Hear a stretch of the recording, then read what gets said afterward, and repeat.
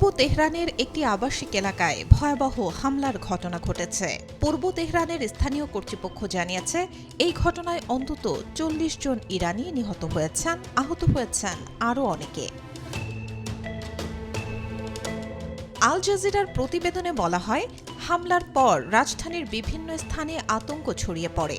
তাদের প্রতিবেদকেরা তেহরানের সোমবার রাতে শক্তিশালী বিস্ফোরণের শব্দ শুনেছেন।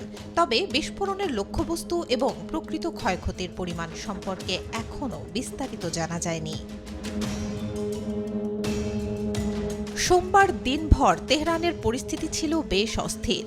প্রতি ১ বা ২ ঘণ্টা পরপর শহরের বিভিন্ন এলাকায় বিস্ফোরণের ঘটনা ঘটেছে বলে জানানো হয়েছে। এদিকে ইরানের গুরুত্বপূর্ণ শহর ইস্পাহান সহ আরও কয়েকটি বড় শহরেও হামলার খবর পাওয়া গেছে।